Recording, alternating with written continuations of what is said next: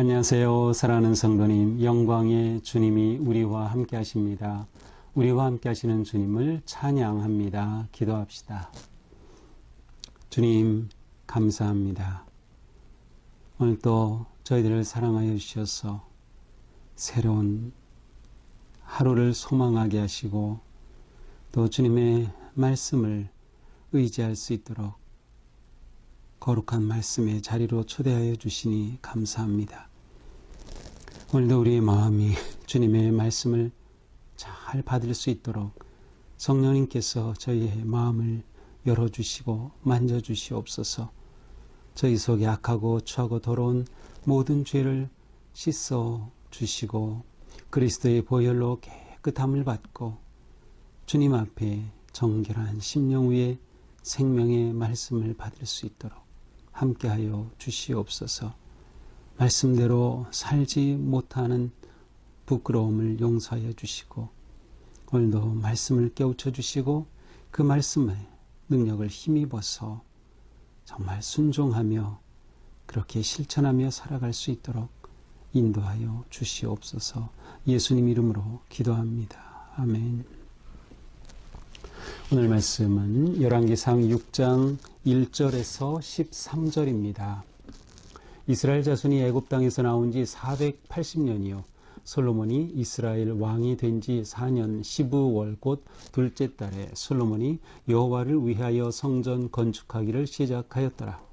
솔로몬 왕이 여호와를 위하여 건축한 성전은 길이가 60규빗이요 너비가 20규빗이요 높이가 30규빗이며 성전의 성소 앞 주랑의 길이는 성전의 너비와 같이 20규빗이요 그 너비는 성전 앞에서부터 10규빗이며 성전을 위하여 창틀 있는 붙박이 창문을 내고 또 성전의 벽 곧 성소와 지성소의 벽에 연접하여 돌아가며 다락들을 건축하되 다락마다 돌아가며 골방들을 만들었으니 하층 다락의 너비는 5규빗이요 중층 다락의 너비는 6규빗이요 셋째 층 다락의 너비는 7규빗이라. 성전의 벽 바깥으로 돌아가며 턱을 내어 골방 들보들로 성전의 벽에 박히지 아니하게 하였으며 이 성전은 건축할 때에 돌을 그 뜨는 곳에서 다듬고 가져다가 건축하였으므로 건축하는 동안에 성전 속에서는 방망이나 도끼나 모든 철 연장 소리가 들리지 아니하였으며 중층 골방의 문은 성전 오른쪽에 있는데 나사 모양 층계로 말미암아 하층에서 중층에 오르고 중층에서 셋째 층에 오르게 하였더라. 성전의 건축을 마치니라. 그 성전은 백향목 석가래와 널판으로 덮었고 또 온 성전으로 돌아가며 너비가 5규빗 되는 다락방을 건축하되 백향목 들보로 성전에 연접하게 하였더라.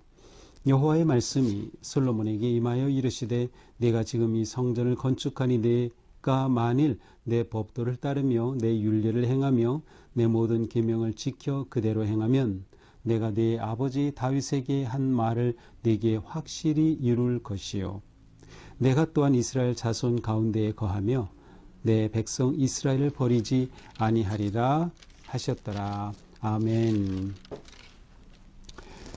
자, 오늘 말씀은 솔로몬이 성전을 건축한 이야기입니다. 어제는 성전 건축 준비를 했고요.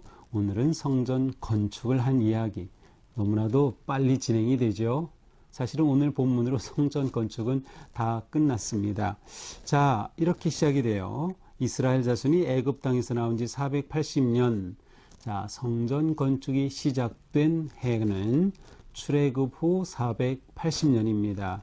이때는 솔로몬이 이스라엘 왕이 된 지 4년째인 15월 곧 둘째 달. 그러니까 솔로몬이 왕이 된 지 4년 차 둘째 달에 성전 건축을 시작했습니다. 앞에서 우리가 이미 살펴봤지만 다윗이 왕위에 오른 것은 주전 1010년 40년 통치했기 때문에 970년에 솔로몬이 왕위에 올랐고요. 그때부터 왕이 된 지 몇 년이에요? 4년이니까 주 전이니까 4년을 빼야죠. 그러면 966년 2월에 성전 건축이 시작됨을 알 수 있습니다. 자, 이렇게 시작된 성전 건축의 규모는 2절에 보니까 길이가 60규빗, 규빗이라고 하면 남자의 손끝에서 팔꿈치까지 이 길이가 한 규빗인데 보통 45cm 정도로 얘기를 합니다. 그냥 쉽게 50cm라면 계산하기는 훨씬 쉽겠죠. 자, 길이가 60규빗입니다. 이것을 45cm로 한다면 27m가 되죠. 너비가 20규빗, 길이의 3분의 1이 너비로 되어 있어요. 그러니까 아주 직사각형의 길쭉한 모양입니다. 그렇다면 너비는 9m가 되는 셈이에요. 자, 성전 앞에서부터 그 너비는 10규빗이다. 그래서 성전의 너비와 같이 이 높이가 또 30규빗이다. 제가 3절을 잘못 봤어요. 너비가 20규빗, 높이가 30규빗이다.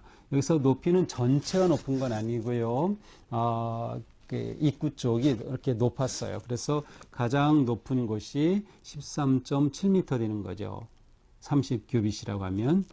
자, 성전의 성소 앞 주랑은 이제 성전 입구와 그 현관 사이의 그 장소를 말하는데 낭실이라고 역대기에서는 번역이 됐죠. 바로 여기는 성전의 너비와 같이 20규빗이고 그 너비는 성전 앞에서부터 10규빗이다. 그래서 앞에서 10규빗, 너비 20규빗의 그러한 주랑이 공간을 차지하게 됩니다. 자, 4절에 보니까 여기에는 창문이 있어요. 그래서 성전을 위하여 창틀에 있는 붙박이 창문을 내고, 자, 붙박이 창문이라고 되어 있지만 우리말 번역으로는 이제 이 창문은 사실은 이렇게 열고 닫을 수 있는 창문이라고 보통 이렇게 보고 있어요.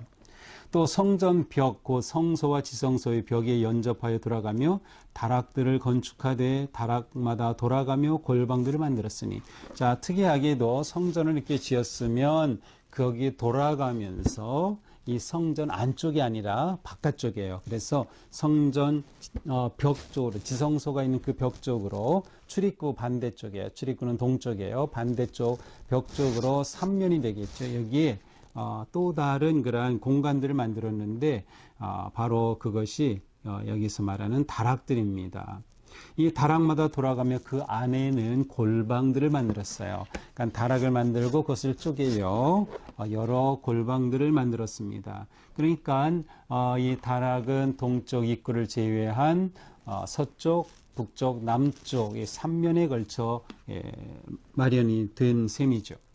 자, 다락의 너비는 5규빗, 1층은 5, 그 다음에 2층은 6, 3층은 7규빗. 그래서 점점 더 이렇게 약간 이렇게 확대되는 그러한 모양을 보여주고 있습니다.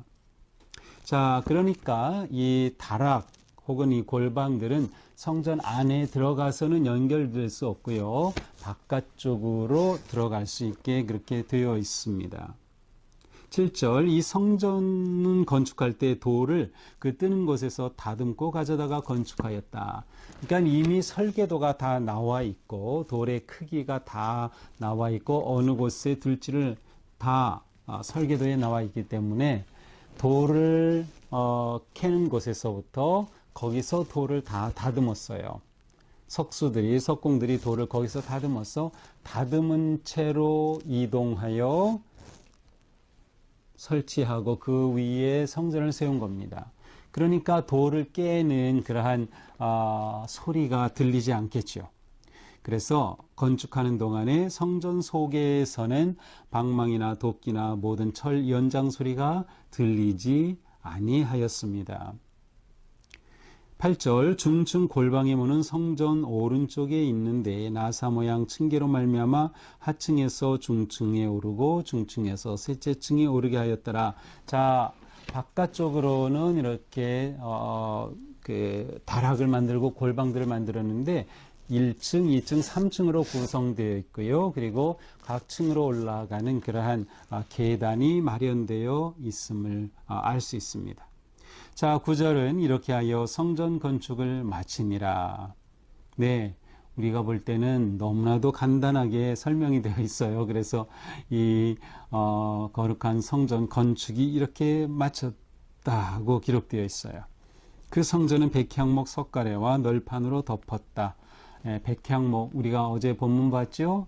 성전 준비를 위해서 저 북쪽에 있는 그러한 게 아주 좋은 최고의 목재인 백향목을 실어 날랐어요. 그래서 두로왕 히람을 통해서 바로 그런 도움을 받고 레바논 땅에 있던 그 백향목을 가지고 건축 목재로 사용했던 것이죠. 그래서 석가래 널판으로 다 덮었다. 온 성전으로 돌아가며 높이가 5규빗 되는 다락방을 건축하되 백향목 들보로 성전에 연접하게 하였더라. 이것은 앞에 나온 다락 골방에 관한 다시 언급되는 내용이죠. 자, 이렇게 성전이 건축되면서 하나님의 말씀이 솔로몬에게 임하였습니다. 뭐라고 되어 있어요? 12절.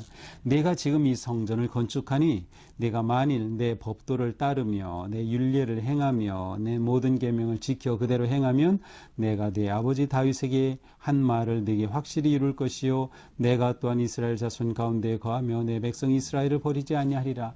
자, 성전이 건축되고 완공되었을 때 하나님께서 솔로몬에게 주신 말씀이에요. 그러니까 이 성전의 핵심, 성전의 가장 중요한 의미가 무엇인가를 말씀하는 겁니다. 건물 이렇게 멋있게 지었다고, 이렇게 성전 지었다고 저절로 하나님이 네게 복 주시는 거 아니다. 네가 행해야 할 일이 있다. 왕으로서 3가지죠. 그것은 따르고 행하고 지키는 것입니다. 하나님의 법도를 따르고 율례를 행하고 계명을 지켜라. 자, 이 3가지 조건, 이 3가지 조건에 대해 행하고 그대로 지키면 어떻게 돼요? 3가지 복을 주시는 겁니다. 첫 번째는 다윗에게 하나님이 약속하셨던 그 언약을 이루어 줄 것이다. 두 번째는 내가 이스라엘 자손 가운데 거할 것이다. 이 성전의 가장 중요한 의미 가운데 하나가 하나님이 거하시는 거죠. 계시는 것. 하나님이 계시지 않는다면 아무 의미가 없어요.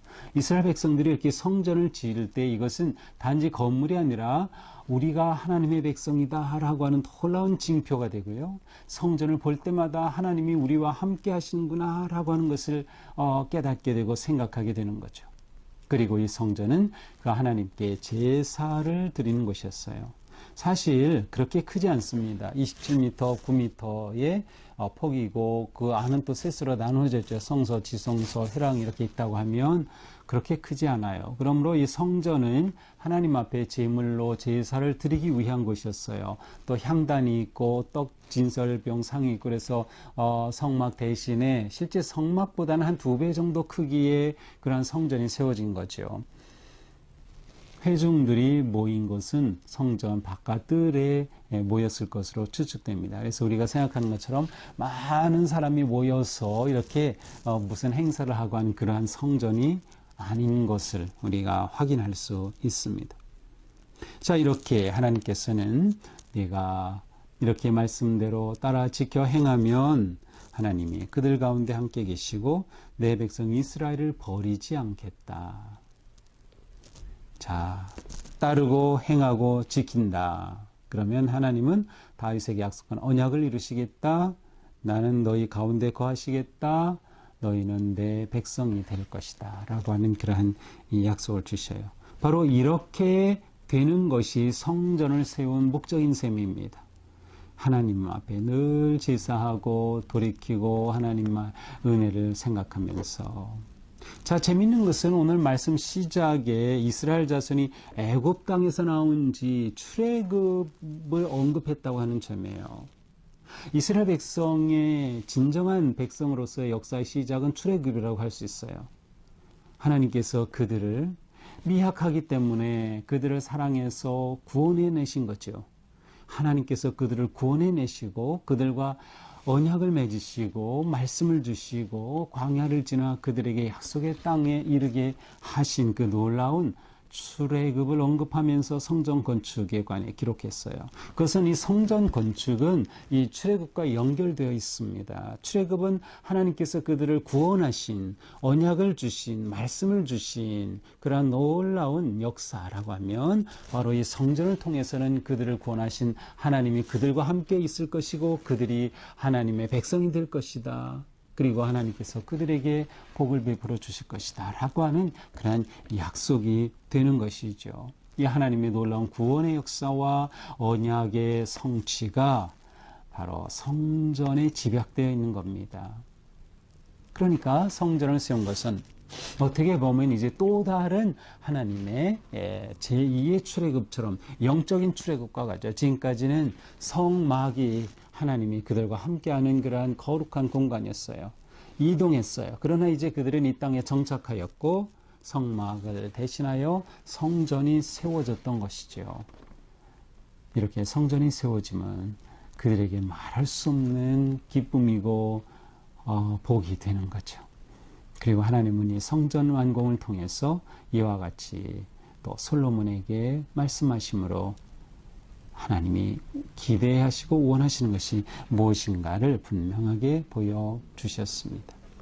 자, 오늘 말씀을 보면서 우리는 정말 성전을 든든하게 거룩하게 바르게 세워가야 하겠다. 우리는 성전을 여러 가지로 생각해 볼 수 있어요. 하나님의 나라로 생각해 볼 수도 있고 교회로 생각해 볼 수도 있고요. 왜냐하면 그리스도의 몸이라고 하는 그런 상징적인 의미이기 때문에, 또한 우리 자신도 하나님이 거하시는 성전이라고 했기 때문에 또 우리 자신의 믿음을 세워가는 것과도 연결시켜 볼 수 있죠. 자, 성전을 우리가 든든히 세워가기 위해 어떻게 해야 될까요? 무엇보다 우리는 하나님이 주신 말씀대로 설계도대로 지어야 되는 거예요. 이미 하나님께서는 다윗을 통해서 이 설계도를 다 주셨어요. 그래서 이 설계도를 가지고 있는 솔로몬은 그대로 지었던 거죠. 그래서 이것이 있기 때문에 미리 돌을 다 다듬어서 가지고 와서 그렇게 세울 수 있었던 거죠.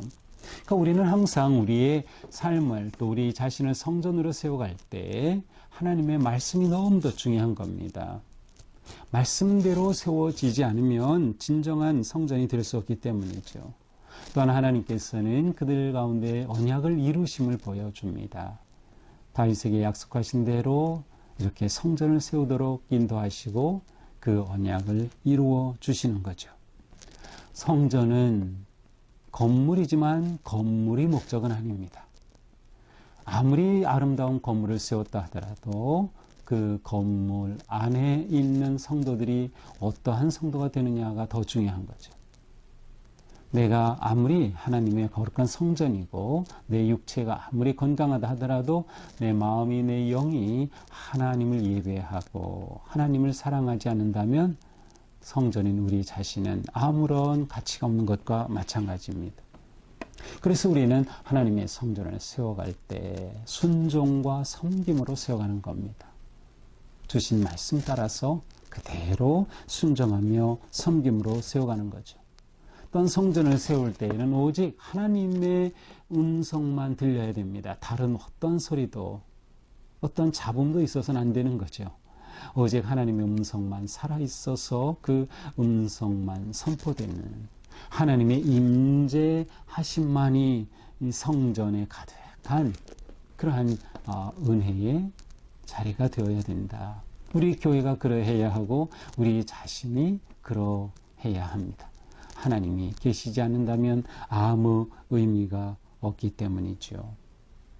우리는 참된 성전 생활을 해야 한다. 우리 자신이 하나님 앞에 기뻐 받으실 성전이 되도록 힘쓰고 우리가 모여 그리스도의 몸을 이룰 때 거룩한 하나님의 전과 같은 그러한 교회가 되도록 힘쓰는 거예요. 우리의 삶이 하나님의 뜻에 순종하고 말씀을 기억하고 따르고 행하고 지키기에 힘쓴다면 우리는 성전을 통해 주시는 놀라운 은혜를 누리게 될 것입니다. 과연 우리는 하나님 기뻐하실 성전을 거룩하게 또 바르게 세워가고 있나요? 한번 스스로 돌아보면서 또 우리가 교회 공동체로서 우리의 모습을 돌아보면서 하나님 앞에 거룩하게 아름답게 세워지는 그러한 우리 모두가 되기를 축복합니다. 기도합시다. 주님 감사합니다. 주님의 말씀이 우리에게 가장 귀합니다. 하나님께서 솔로몬에게 말씀하셨던 것처럼 저희도 그 말씀, 내게 주신 말씀으로 받아서 저희가 주님의 법을 따르고 율례를 행하고 계명을 지키면서 하나님을 사랑하고 하나님을 예배하며 거룩하고 온전한 성전으로 세워지게 하여 주시옵소서. 우리 교회가 또 하나님의 거룩한 나라, 하나님의 거룩한 성전을 이루어가는 하나님께서 기뻐하시고 하나님 거하시고 하나님 역사하시고 하나님 일하시는 또 하나님의 영광이 가득한 우리 교회 또 우리의 삶 되게 하여 주시옵소서. 예수님 이름으로 기도합니다. 아멘.